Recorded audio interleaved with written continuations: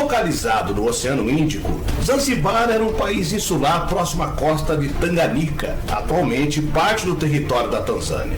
Desde 1698, a ilha esteve sob controle dos sultões de Omã, que expulsaram os colonos portugueses que haviam alegado posse em 1499. Em 1858, o sultão Majid bin Said declarou a ilha independente de Omã, reconhecida pelo Reino Unido, que dividiu o país. Foi então na cidade de Zanzibar que os sultões subsequentes estabeleceram sua capital e sede do governo em um palácio construído com vista para o mar.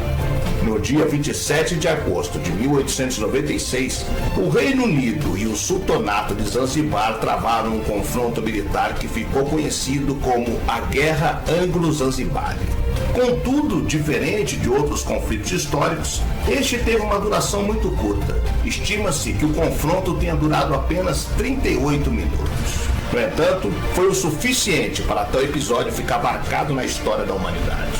Embora pouca duração, a Guerra Anglo-Zanzibari deixou ainda resultados desastrosos, como a morte de 500 soldados do autoproclamado sultão, e acabou entrando para o Guinness Book, o livro dos recordes. Eu sou o Sidney Góes e você está no passeio. Vem comigo, que no caminho eu te explico.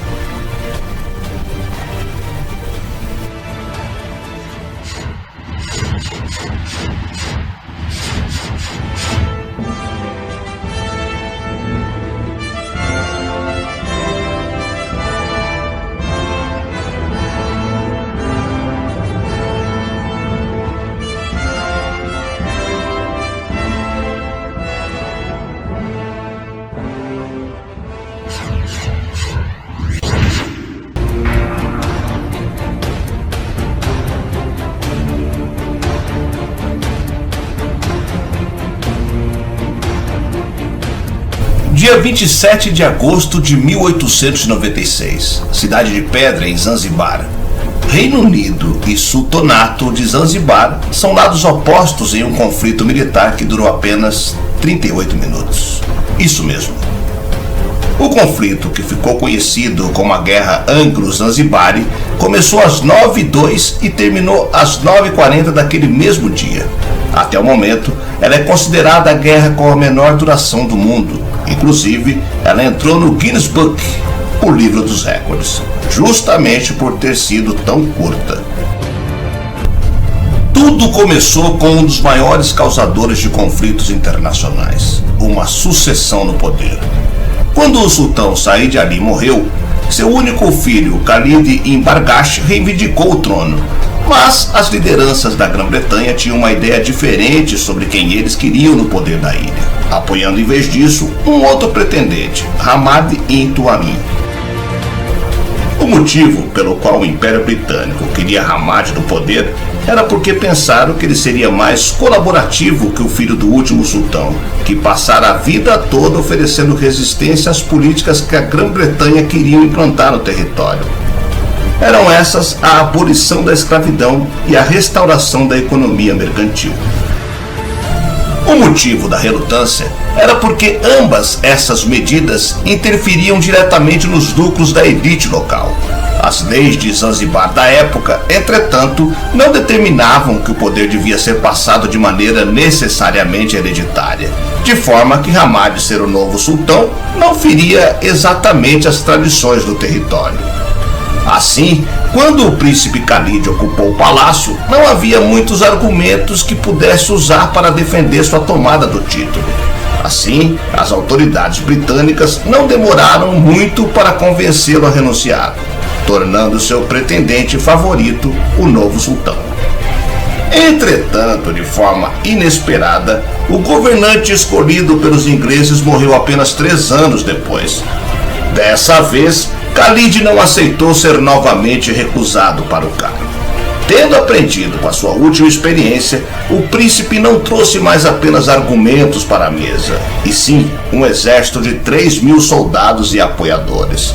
Lembrando aqui, afinal, que as elites de Zanzibar preferiam alguém que não fosse abolir a escravidão.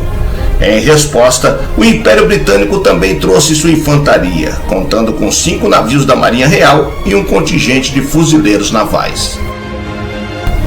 foi dado o alarme final. Ou o príncipe desistia de assumir o poder, ou eles abririam fogo. Pois Khalid, seja por pensar que os ingleses estavam blefando, seja por acreditar no seu exército, não cedeu às exigências estrangeiras, e foi assim que se deu início à Guerra Anglo-Zanzibari. Ela durou 38 minutos. Durante esse período, 500 soldados do autoproclamado sultão morreram e seu palácio foi engolido por chamas. Já no lado britânico, apenas um marinheiro tinha sofrido ferimentos graves. Foi uma derrota humilhante para a ilha africana.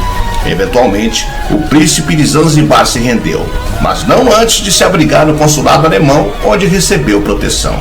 Ele acabou fugindo do país com a ajuda da Alemanha e permaneceu exilado até a Primeira Guerra Mundial, quando os ingleses tiveram a chance de capturá-lo novamente, o que levou à sua morte.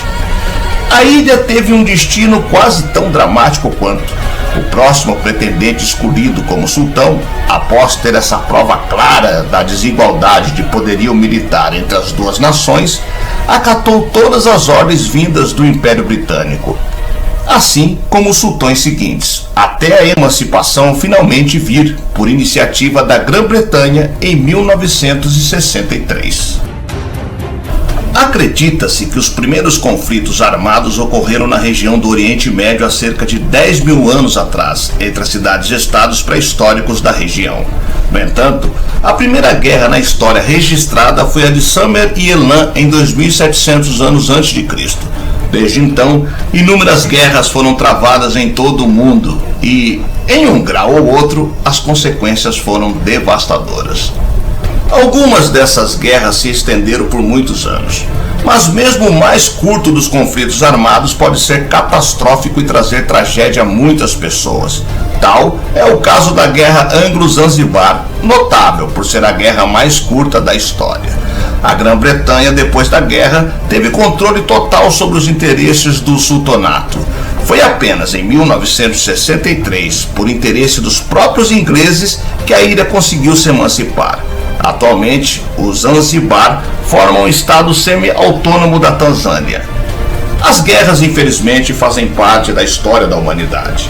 Grande parte das nações do nosso planeta, em algum momento, já se envolveu em conflitos bélicos, e poucos são os países que permanecem pacíficos ao longo de toda a história.